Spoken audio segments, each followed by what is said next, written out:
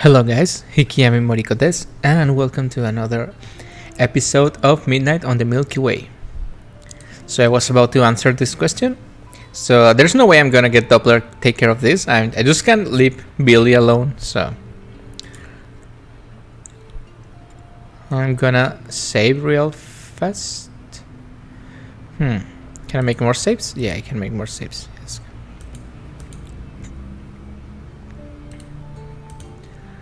So I can just let this go. Doppler knows much more than me. Actually, I feel like everybody does. But it feels wrong to just let this slip away. I have to go. I have to dive back into the dark. But as I say, it's a lock up tight. Meaning, there's a key. And that key just might be on Doppler. My mind begins to tether in a very dangerous direction. I sip innocently at my complimentary soda water. Tasty. Don't worry about me, kitty cat. I'm practically an angel. I'm just minding my own business. Weirdo. Doppler gives me one last nasty side A before heading out of the door. And that's when I go for the biggest bottle I can swipe. I'm sorry. Damn, I just killed Doppler. I slam the bottle against the back of the Doppler's head with all my strength. He falls to the ground completely limp. I'm sorry. Doppler doesn't respond, he's unconscious. All because I did such a barbaric thing. Is this because of Huffy's influence? Oh, I'm definitely not getting into heaven like this. If I think hard or not on it, Doppler is actually a pretty rude fellow, so he kinda deserves it, right? Well, not really, but... okay, right? So maybe in some abstract minuscule way, he sort of possibly had it coming.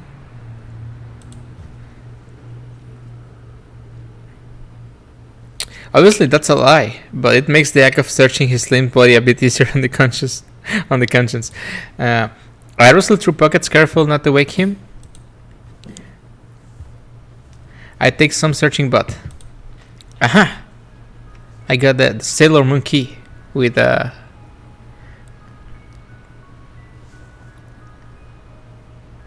Gemini logo. In the inner pocket of suitcase, an ornate golden key. It's all but heavy in my hand. Hopefully that's it. If it's not, I don't know what I'll do. Oh, that's my cue to run. I don't want to meet the cat when he wakes up. I'll think about the consequences later. Let's go look for Billy. I lay the snoozing flying back down to rest and tiptoe away. You damn freak. You'll die. Well, it's really close out. Into the dark. My heart starts beating unbelievably fast. I want to run, but it's too late to go. Back now, with all the... Now that I think about it, give me a moment. The girl did mention that Billy was looking for his precious thing before I mentioned it, right? So, one thing, she's Billy? I hope it's not.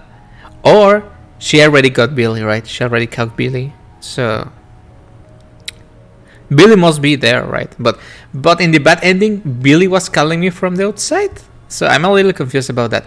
I want to run, but it's too late to go back now. Will all that happen? The overpowering stench of smoke emanates from beyond the door. It's dangerous here. Behind the soot-drenched door is a void of things unseen. And against the will of my screaming heart, I slide the key in a turn. Our flower. Black is the color.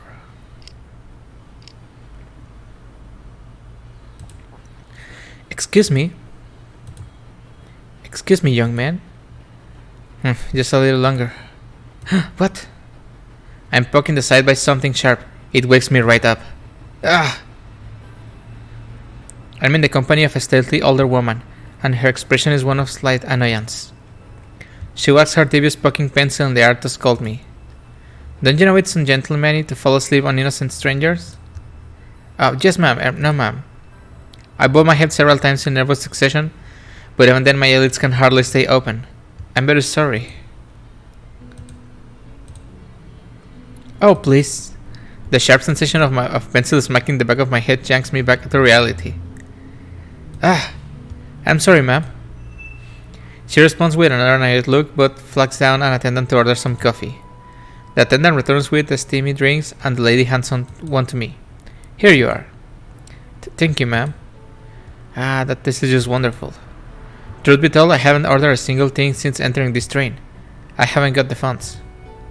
Instead, I've been scarfing down the pickled plums and rice I packed in secret. This trip is going a bit longer than expected. I'm down to my last bento. So we are Japanese. So heavenly coffee fresh out of the pot tastes like ambrosia from the gods. Ambrosia? The stately woman seems to observe with a slight amusement. Have you ever been on a train like this before? No, ma'am. I thought as much. That felt like a dig. I can't blame her. A lot of the other folks here seem to fit in more. Their new clothes, polished shoes, and clean white gloves make me look like a country mouse in comparison. To the lady herself in particular dignified, even if she keeps stabbing me with a pencil. She keeps scribbling something down on a notebook in her lap, grimacing and flipping to a new page. Don't you know it's ungentlemanly to pick at others' letters? Don't worry, there's nothing good anyway. She dejectedly tosses the writing instruments into her purse and goes straight through grumbling. This was intended to be a vacation, but all I've been having so far is a grand old depression. All of my exquisite plans fell apart in front of me. I'm sorry to hear that, miss. You're quite sweet, Why don't you join me in the dining car sometime? I'd cut into my drink. Traveling alone as a man has presented an unexpected danger? Please, I was only joking. It's clear that you have someone already. That line is delivered with a tinge of bitterness. I'm seeing somebody, so that's why I'm on this trip. If all was well, I'd be the luckiest guy in the world. So I died in the train? No, but I was suffocating, right? When I died. The lady raises a brow. I dig into my pockets and pull out a small velvet pouch. Oh my goodness. Aren't they pretty? Well, they are as pretty as I could get with what I had. Is it a surprise? Oh man, the feeling of being too poor to give good stuff to people you like. Yeah, I get that feeling. It sure is. The one puts on a vexed expression. That's a terrible idea. Women hate surprises. What? All of them? That doesn't sound right. Women say they love to be surprised, but we actually want to know everything. Sounds about right. Uncertainty is the enemy of all women. All women? Because it honestly sounds like just you. I'm a bum rush with yet another pencil. Don't you know it's unladylike to stab innocent people with pencils? Don't you know it's ungentlemanly to rub your picturesque love story in front of a heartbroken lady? How was I supposed to know something like that? Men are so unobservant. There we go again, with careless generalizations. I promise you, it's no picturesque love story. We had to overcome a lot. I worked hard to where I am, and so did she. This isn't some in-the-moment decision. Actually, now that I think of it, she really does hate surprises. The more that I think of it, the worse it gets. I didn't even pack enough lunch. Goodness, calm down. If you need a proper meal, I don't mind purchasing one for you. That's not the issue here. My anxiety is getting the best of me. While I wish you would lay off a bit, the lady's intent of descending me further. Tell me, why do you think she will say yes? That's a good question.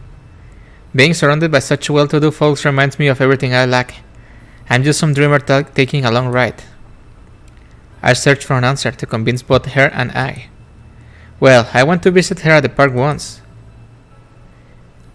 Yeah, she looks like the monster. She was on a bench, reading something that looked pretty complicated, and so she was completely absorbed. She didn't even notice me when I sat down beside her. Eventually, she finished the book and sat me there. And she gave me this amazing smile. I think it meant, thank you for waiting for me. I don't know where I was going with it, so my voice trails off weakly. The lady pierces me with an inscrutable gaze. Well, this is not the pencil. That's the most sentimental, saccharine, scarmy love story I ever heard in my life. And in front of the heartbroken woman, no less. Again, how was I supposed to know? You are rather genuine. I'll just have to give you my blessing. I wince, expecting another dastardly strike from the pencil, Instead, she hands me something. Greetings from Orpheus Bay. It's a postcard with a calming beach on the front. Oh, there's nothing writing on this one. That's because I don't have anybody to write to. Not anymore. So you can have it. Maybe if all goes well, you can send it to your parents to inform them of good news. Thank you very much. That's a postcard from the place we are heading to. Have you been to the ocean before? I haven't, so I never made it out. Never make it to the ocean. When did you take a look? It's something that can be captured by alone. Oh, but before, when I was looking at the space, I saw some birds and some fishes, right? So I was actually looking at the ocean. I died while on the train, I'm guessing. I lost my composure completely, pressing my face against the glass in my excitement. Wow! Is it that lovely? It just makes me depressed. Too many bad memories. I've never seen anything so big. Well, except maybe the factory. Take a look while you can. We're about to be in a tunnel for a while. I'm in the tunnel right now, I guess. Yeah, because it feels suffocating, right? It's too beautiful, overcome with giddiness. I'll give in to a stupid idea. Going somewhere? I just want to see the ocean a bit more before it gets dark. I stuff all I have into my suitcase, give the woman a rushed bow, and make a break for the next car. Behind me I can hear somebody calling me an idiot.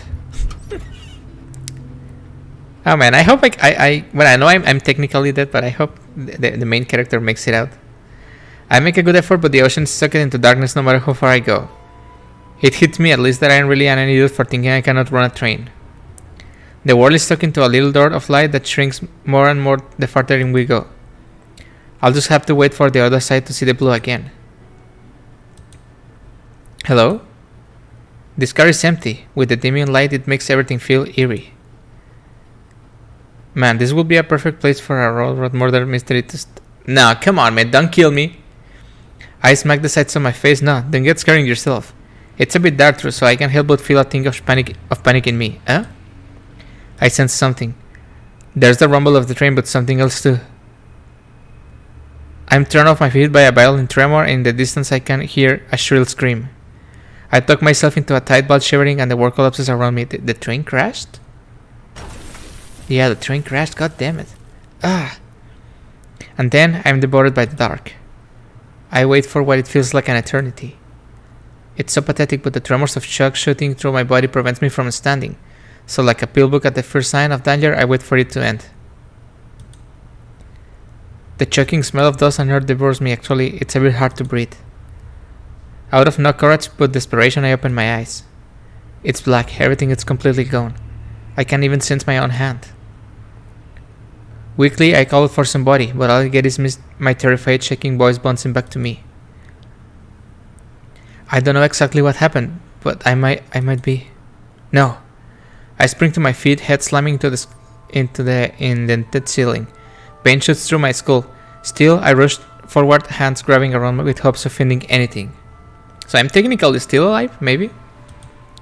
There, I'm filled with hope, and as I feel the cool touch of the door handle, I give it a jank. Come on, you stupid door, just open for me. The door finally comes loose and I'm sent flying to the side. An assortment of rocks, pebbles pouring in, I'm left painting in disbelief with the turn of the door handle in my shaking grasp. Still unable to see, I feel for the door again. It's hard, rocks, there has been a cave in, and that means I'm trapped here. The sound of stone hitting stone fills up the car as being to search for an exit in violent panic. There has to... I got buried alive, god damn it. That's awful. There has to be a way out, help is surely on the way. I'm not going to die in here. Am I? That can be. There is no way I can die like this. I resort to trying to smash the rock blocking my exit. I pick up one of the rocks that fell in and get to attacking. Come on, please. I give it all I got, but the stone in my grip crumbles apart and I end up smashing my hand into the impenetrable wall. Gah! I can't do it anymore, my legs give out beneath me. Pain clamps on my arm in hot, sharp jolts. It's too dark and I'm too tired. So I sit curled up in a tight ball in this dark, empty coffin. Waiting for nothing. What happened to everyone else? Are they searching for me? Unless... That throw is interrupted by my own gasping. It's getting seriously hard to breathe. I unbutton my collar slightly, but I know it makes no difference. A cocktail of stress and exhaustion forced me to head lolled back, resting against what might be a destroyed passenger bench. I have the urge to take a nap. The headache within me grows. I can hear blood pounding in my ears. My body pulls itself even tighter as the squeezing sensation intensifies. It's dark. She's waiting for me. I can just leave her like that.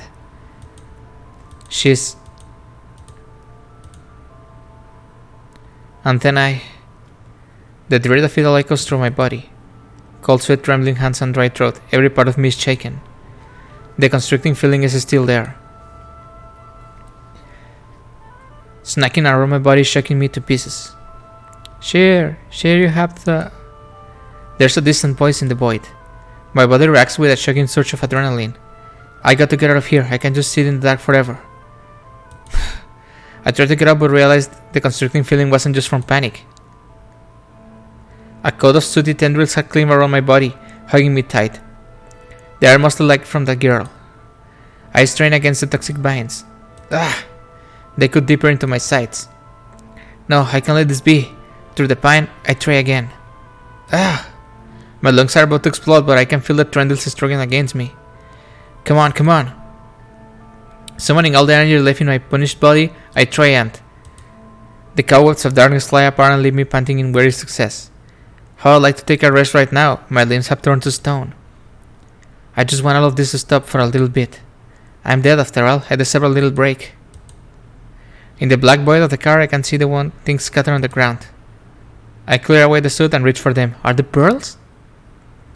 I'm hit with a powerful melancholy. Wait. Okay. If I reach for the postcard, it means that I want to...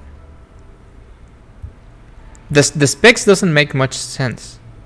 So I want to go for the marble, but maybe the postcard it is. I'm gonna go for the marble. It's a cheap glass marble, the kind you can get away from any old shop. What is it doing here? I don't have a clue. I don't think I had such a thing in my suitcase. It's from Billy. The specs. My specs. Thankfully the glasses aren't broken, but they are being bent a bit. I carefully try to bend them back into shape. Actually, I don't have a face for them anymore, so there's not any point to that. And if that's the case, I bend them back. The metal is shipping out of the fixes with a fight. And the postcard. No, it's broken. It's the one I received from that lady, but it's been torn to shreds. The lovely scene at the ocean has been ruined by toxic soot. I worked hard so I could ask her by the beach. It would mean such a pretty scene. I wonder what kind of messages I would written if I had gone well. And I wasn't thinking about that now. That's all. I tucked them away into my pockets. The memories of my past life come flooding in. Despair is an easy friend to make, even if the company is less than desirable. How much I wish that things had gone differently. How helpless I have been. I feel now that I am here.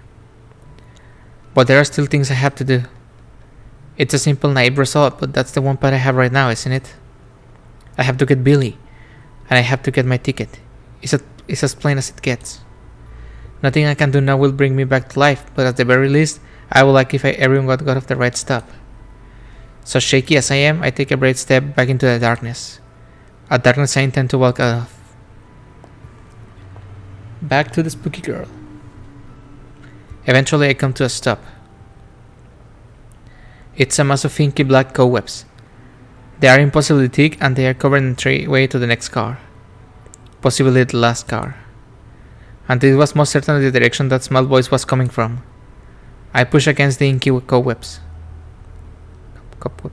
They are sticky and tangled around my suit jacket, pulling me into while keeping me out. The fear that they'll wrap around me enters my brain, but I'll push it out for the sake of myself. Come on, I got to. I'm so close to the end, I just know it. The cobwebs strain against my hate. It's there, I'm so close, and just a little more. Billy, I'm here! Snap. With all the strength I didn't know I had, I pull apart the darkness and walk to the other side. And there... No, Billy, no! No! I have to say Billy is Billy. Sure, you found me. Of course I did. She sat wrapped up in suit. Her voice normally so bold is much quieter now. I'm sorry, Sheer. Sorry? There's nothing to be sorry for. I left the base, Sheer. Your ticket got stripped up. You can leave with no ticket. Please don't worry about that. Come on, let's get you out of here. All of my worries from earlier step away. I begin ripping away the cobwebs wrapped around her. She's several layers deep in the suit. I can hardly get my hands through. Still, she keeps lamenting. I want to find him, Cher. How show me Big Sis? She says she were here. No, she's also dead. No, she must be alive, right? Cher, we can get running, eh? Find a way where to look for. She got running for the bitch to catch you. My frustration gives me new strength as I give the cobwebs a good jank. Billy comes free. Too weak to stand herself, I catch her with all the care I can muster. Parts of her have been eaten away with soot. No! Oh, Billy. This is... Falling from her paws are 3 colorful little marbles. Those are 4 marbles. They are made of cheap glass and one of them is cracked. They are the very same kind as the one that I found in the other car. The precious thing. I found them. I was playing with them, so they are marbles, right? On the dog, you see? Why should I went to the blue? And didn't one big sister heard? So I went to get them, sure, and they was... So the train crashed because of Billy? I'm so happy, sure, they was back here and I found them. So these were the pearls. They are also precious treasures, little glass marbles from the corner store. Well, for a kid, something can has value even if it doesn't have to an adult, right? I picked them up and gazed into the gaudy painted words. In all this darkness, they looked like the prettiest thing in the world. I found myself smiling. Yes, you did find them. You did a wonderful job. Hey, Sheer, I did very best. With the rabbit shell wrapped up in my arms, I stand with an impossible large laugh. It's time to go back. You can't just run away like that. But things can be so simple. Here and there, sliced in two, I roll to the side with Billy in tow. Ouch, that's what I get for playing action hero.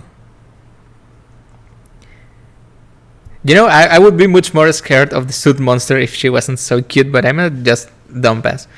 Remember, I'm actually dead. I died in the first ending. This thing just took me away and I'm dead. She's there again, the monster who wears another face. She's swapping about desperately. Well, I guess the monster is just pretty because it's taking the form of the shape of his wife. I mean, I watch in horror as the girl I once loved melts before me. All of the anger, loneliness, and pain begin to pour through the cracks. Please, just a little while longer. You won't just leave me be, right? You were remembering everything. That's what you wanted. She reaches forward, her eyes locked on mine, but I give it a good kick before jumping into a corner. Think. I can't just let it end like this. What are you doing? You love me. That's what your heart says. It's crying out for me. So come here already. I like how she's going out of the frame. That's amazing. Her cobwebs explode, punching holes in the side of the car. One tendril comes out of flying like a bursting needle. I slam myself into the floor, Bill is still at my side. I look up. A window. In the dark, there's a small square of midnight. This one? The starlight dances off the shattered glass, sharp, promising. Billy, hold on tight. The cutter shuts for me again. I spring off the floor and in reckless swing, slam my arm through the remaining glass. Ah! Jax, that hurts. I won't lie, it doesn't matter how hard I try. Wait, but at least it does the job, clearing the rest of those sharp edges. Outside, I can feel the cold wind of space. And escape. Billy, can you get to the top? Billy's so cute, man. She's clinging to my clothes, but since the cobwebs have come off, she gained some color back. You can come to me, sure? Good. As best I can, I have Lily out of the window and hopefully up the roof. She's stronger than she looks, she latches on so fast. I got it, sure? Good girl. Well, at least she's safe. And now it's time for me. A sharp hit, something stabs into my leg. I'm pinned to the ground. I am forced to stare again into the face of that thing. The features I knew have mutated, the voice that I love has twisted. My feelings of affection have been overtaken by unbearable pain. You rat, you think you can just run? And leave me all alone? You're not hurt. She's still out there. That doesn't matter. I want you with me. I can't. I have to go now. Stop it. Don't say that. Let me take a bite. A small one. Don't be selfish. Don't be a coward. Enel comes wobbling to the surface. No. Coward! Nobody calls me chicken. Her swelling face morphs into one of shock as I grab my hands around the shard of darkness and pull. You. It comes out with great effort. Freedom hurts like crazy. The adrenaline that kicks in drowns the pain, pulling me back up with a bad man's determination. I won't be taking over. I won't be afraid of the dark. And the dark doesn't follow me as I climb out of the window and onto the roof of the train. I sprawl myself off the rooftop. Action hero I'm not. Everything hurts. Billy runs up to greet me. Her suit spots have worn away and she's looking much better. Oh, Billy, thank goodness, you're good. Sheer, is the beastie gone? I'm not sure. It got me good. She pats me on my weary head. It's alright, Sheer, I am calculated to get good. Good. Thank you very much. I will sit up resting against my bruised elbows. It's marvelous out. The shining flecks of the starlight dotting the deep blue sky. The crisp wind splashing me awake with chills. I can almost forget about the stabbing pain in the side of the leg. Hey, sir, you ought to be the hospital with that. I'm gonna just save it here just in case. It's fine for now at least. We just need to walk away from here to the other end of the train, and we'll be safe. That cashew will be knocked out, won't he? Oh, I bet he will. Shakily, I tried to right myself. I think he's gonna be happy that we saved Billy, because it's much less problems for him. My leg gives away. That isn't good. It's not just some simple wound. My leg is actually severely hurt.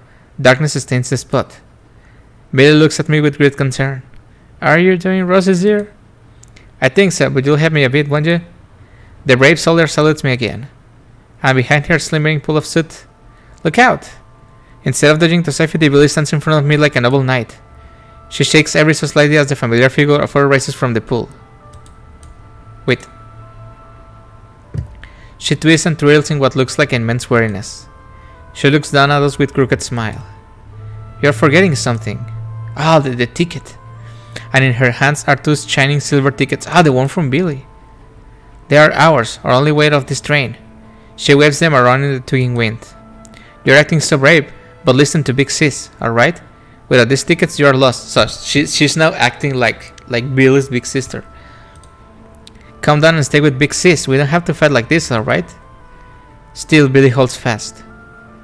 Big Sis will never speak like that. She gazes up at the beast with fierce watery eyes. And the monster stares back. I try to think we have nowhere to run. At this point, I can get back my ticket. I can see Billy. I can't. I'm struck by the smell of booze and smoke. There's a slam from a roof cover far back and low grunting noise. Squinting, and I can spot a small figure. No, a large one, arising from the hatch. It's straightening itself, and I can see it has a long coat fluttering in the space wind. Oh my god, that's Huffy! God damn it, nice. This is getting good, man. Come on. The familiar figure clad in horns advances at a terrifying pace. He wears a truly devilish grin. Wow, that's truly a devil, man. Come on, Huffy, save me. Well, how do you do, chickadee? A little bird told me there was trouble on these rails, and I thought I'd take a look. I like the music, man. Let me sing in the music. Nice. With that gleeful statement, he flies forward, swinging his massive fist at the suit creature, who just barely dodges. Huffy! Fuckface, nice to see ya. Not that the circumstances are so pleasant, I'd say. Hey, beastie. He walks over to the suit creature, who shivers in fear. He towers over her menacingly. Now, you got two of something that my friends here have a need for. That put us on less than peachy terms. Your heart. The suit creature looks truly fearful. Her figure shakes in confusion, the features moving in odd patterns. There's nothing in it. How can that be? Oh, come on, darling. You're keeping our pals all cold. Why you look twice as cold as they do? Shiver, shiver, shiver. That's no way to be. As fast as lightning, the terrified creature shoots a needle of darkness at Huffy's head. It's no use, he grabs it. I see now. You wanna get a little warmed up. He reaches forward with his other arm and squeezes the hand that grips the silver tickets. Tendrils begin to wrap around Huffy, but doesn't seem to care. He rips through them with a smile. The creature grows, but it only seems to make the devil stronger. Now fight! This is a nice scene, man. I'm gonna admire this for a second, if you allow me. Nice. You know, I thought I may have changed for the better on this nice little train. But everyone here is too sweet for their own good. Look at her fighting for the tickets, man. Too many sweets can make a man real rotten, you know? And I'd say you're rotten too. Huffy holds the monster hands tight in a beast-like grip. His face is close to hers, burning with madness. They almost look like they are doing some sort of twisted waltz. Yeah. He swings them dangerously close to the edge. So, let's take a rotten honeymoon, you and I. I got a thing for romance. And with a mighty swoop, he sends them both flying off the side. Suddenly, everything becomes quiet. The shock of the scene has petrified us both. Sheer, what did I shear? I don't know, Billy, I don't know. I'm not really sure, to be honest. I want to look over to the side of the morbid curiosity, but the fear of meeting the suit beast again keeps me in my seat. Wait, the tickets! Maybe it's the fear of seeing that devil too. He wasn't like anything. He really saved us. Hey, a hero he was. Hey, don't go writing me off yet. Yeah, we need the tickets, man. Two massive hats have an iron grip on the train side. And in one of those hands is a pair of sparkling silver tickets. Oh, Huffy, thank you. Sure, just help me a fellow out, won't you? I'm dangling in the wind here. Oh, sorry. Trying to ignore the shooting pain in my leg, I pulled myself to the edge to help him out. Really, he hardly needs my help at all. He's got the strength to pull himself up and then some. I suspect this is some kind of show-off thing. Huffy the knife. Huffy stands proudly to the train top, as if nothing had happened at all. What a fool beast it was, but some kick in my evening, alright. She nearly put an end to us several times. She's worried at me, devil mister. Oh, go with you up, huh? Sounds rough. Hey, devil mister, are you to be finally compensated? Oh, I know a thing or two about financial compensating. Don't teach her any dangerous stuff. Yeah, don't mess with Billy, man. I mean, thank you for saving us, but don't do that. It's alright, for face, I'm just playing. The visitor gave you a rotten time. Sounds like sending him off the train was easy street for them. That was easy street? Then what's the hard way? I hope Billy doesn't pick this kind of thing up. Interrupting me worrying, Huffy hands us bus tickets. It's so odd to such a precious thing in my hand again. It's a silver dusting, it's surprising. Wait, it's mine at last, and it's safe. Thank you so much. Hey, fuckface, don't get wishy-washy on me now. I'm just a little asleep, that's all. I know. I was just looking for it for so long. I thought it'd be stuck forever. But now I don't need to worry. I was so lost in thought I didn't see Huffy walking off without me. His voice cuts through the powerful wind. We'll have plenty of time for conversating when we get ourselves some gin. And off he goes. I should go too, even if my leg hurts. Billy totters up with admirable determination. I'll be a crutch, sir. I'm as strong as a horse. Thank you, Billy. I can really count on you. Let's just save real quick. The sky is glittering and beautiful. And thankfully the night is quiet. Final hour. Toward eternity. So I guess I'm not leaving after all?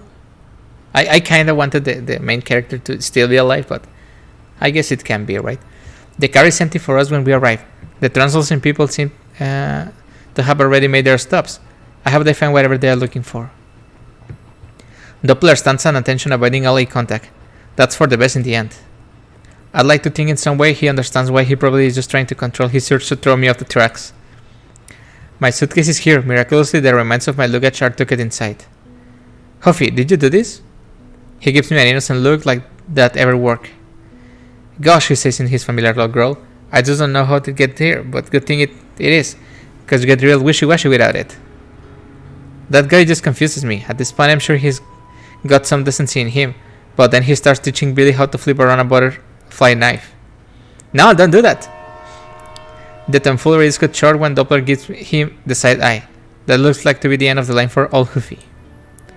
He grins and offers a handshake. His grins is downright diabolical. I shake his hands anyhow. Thank you for saving us. He shakes his head. Well, sweet of you, but I never even know if I weren't for that little birdie. I'm about to ask what he means, but he breaks off and waves nonchalantly. It's time to go. So, Hasim. He gives a nod to our attendant before opening the door and he's gone. It's not long until it's Billy's stop. We don't make any conversation, instead she just noses on my leg. Huffy wore her out with all of his odd talk. I don't want to admit it, but I've got a pool of anxiety sitting in my chest. This was coming from the start, but that doesn't stop my hair from breaking. Doppler doesn't have to tell me anything. Gently, I pat the drooling child awake. Come on, dear, it's time to go now. Her eyes flutter open and her whole face is covered with snot. Hey, it's time to go. She lets herself down from the seat and wipes her eyes awake after the events of the night. It's a wonder she can even stand. Sure. I can hardly hear her through the sleepy mumbles. I bend down to hear. Cheer, don't be so cheerful. Excuse me? Cheerful, Cheer. Your heart be crying, cheers. She jumps and gives me a big old snuff-filled smile. You don't worry about me, Cheer. I am going to be just rosy. If you say so. Bye-bye, Cheer. Yes, I managed a bit shakier than I intended. Goodbye, Billy. She totters up to the door in a sleepy haze. Just as soon as she fears appearance, she's gone. And now, I'm all alone. Well, Doppler is here as well, but it's hardly call him good company. Wait, I think I gained some strange fondness of him despite the bitter spats. We wait stoically for the next stop as the flickering stars outside passes by. It's all down to waiting. Say, Doppler. He flicks his hair dismissively. Hey, Doppler. What did you want, meow, valued passenger? I can almost feel the heat from his secret sea reach from my seat. But I guess he's got to maintain some level of professionalism while on the job, huh? Doppler, are you alive? Quite so, passenger. Why are you me, jealous? I will be lying to say no, but I'm not really bothered by... Wait, what's happening? Okay, that was my fault. So now you're acting slick, huh? There's a lot I wish I did when I was alive. Because the tough little ending had never occurred to me, I held so much back. I was on my way with this thing, with these rings to propose, right? I heard that story a million times. Golly, I should tell her I love her. You were going to say that, weren't you? Well, why you shouldn't say it? It's a nice thing to say. Oh, so you're a nice guy now, huh? You should have tried being nice before you gave me a concussion. Yeah, I guess that's true. Sometimes violence is necessary. You were just being gosh, but passenger, what a unique perspective. This guy just rubs me the wrong way. I went through his definitely right here. I mean, we just hit him with a bottle in the back of the head. Thank heavens, it sounds like your stop is coming soon. Outside of the window, there's an intense light coming into view. It outshines the rest of the stars. As if reading my top Doppler growls with mild irritation. Yes, that's your stop. I haven't a clue what happens after, so don't ask me. I see. There's nobody here to see me off. My anxiety grows. There's really no point to it, but I can't help myself. Huffy's words suddenly come to mind. A little birdie told me. Yeah, that's... A little birdie, a little birdie. The image of feathers and pleasant smile pop into my head. Shaheen. Yeah, that's what I was thinking. What happened to Shaheen? Doppler, I'll be right back. Hey, passenger, you can just leave now. Your stop is the next one. I've got to say goodbye to somebody. I stand up quickly, grab my suitcase, and race to the next car. I hope I don't miss my exit. The idiot, all the other passengers have gone. Shaheen, in my own troubles, I had nearly forgotten you. You helped save us. And for that, I have to say thank you. Your stop is nearly here, that's good. I take it you come for a present as well? In the back of the train, and Shaheen leans to the railing. He sits against a backdrop of nothing but stars. Peeking through a window really doesn't do it justice. The galaxy is bigger than I can imagine. This view never gets old. I'd like to look at it forever. Unfortunately, time keeps taking. even from the dead. Shaheen, about before I'm cut off. He raises his hands and produces a stack of silver-lined cards. The wind threatens to take them off his grip fierce. As a present to you, brave soul, I'd like to finish a little card reading. The fortunes. Oh, it's been 40 minutes. So I guess I'm gonna make another part of this game. I know this is the ending, but I hope it's enough content to make another part of the game. So I don't want to make videos too long. So I will see you guys in the next part, and I'm sure it's gonna be the ending. Thank you so much for watching. Goodbye.